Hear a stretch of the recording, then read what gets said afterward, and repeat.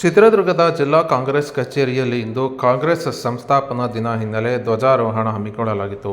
ಚಿತ್ರದುರ್ಗ ಜಿಲ್ಲಾ ಕಾಂಗ್ರೆಸ್ ಘಟಕದ ವತಿಯಿಂದ ಕಾರ್ಯಕ್ರಮ ಹಮ್ಮಿಕೊಂಡಿದ್ದು, ಜಿಲ್ಲಾ ಕಾಂಗ್ರೆಸ್ನ ಅಧ್ಯಕ್ಷ ಎಂ.ಕೆ. ತಾಜ್ಪೀರ್ ಅವರು ಕಾರ್ಯಕ್ರಮದ ಅಧ್ಯಕ್ಷತೆ ವಹಿಸಿ ಧ್ವಜಾರೋಹಣ ನೆರವೇರಿಸಿದ್ದಾರೆ. ಇನ್ನು ಕೆಪಿಸಿಸಿ ಕಾರ್ಯಾಧ್ಯಕ್ಷ ಹಾಗೂ ಮಾಜಿ ಸಂಸದ ಬಿ.ಎನ್. ಚಂದ್ರಪ್ಪ, ಕೆಪಿಸಿಸಿ ಉಪಾಧ್ಯಕ್ಷ ಎಚ್. ಆಂಜನೇಯವರು ಭಾಗವಹಿಸಿದ್ದರು. ಇನ್ನು ಧ್ವಜಾರೋಹಣ ನೆರವೇರಿಸಿದ ಜಿಲ್ಲಾ ಕಾಂಗ್ರೆಸ್ ಅಧ್ಯಕ್ಷ ಎಂ.ಕೆ. ತಾಜ್ಪೀರ್ ಅವರು ಮಾತನಾಡಿದ್ದು, ಕಾಂಗ್ರೆಸ್ ಪಕ್ಷ ಸ್ಥಾಪನೆಯಾಗಿ 138 ವರ್ಷ ತುಂಬಿದೆ. 138 ಸಾಧನೆಗಳನ್ನು ಮಾಡಿದೆ.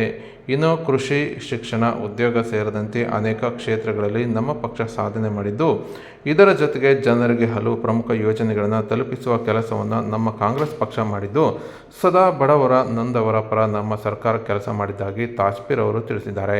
ಇನ್ನು ಈ ಸಂದರ್ಭದಲ್ಲಿ ಜಿಲ್ಲಾ ಕಾಂಗ್ರೆಸ್ನ ಹಲವು ಮುಖಂಡರು ಮತ್ತು ಪದಾಧಿಕಾರಿಗಳು ಹಾಜರಿದ್ದರು.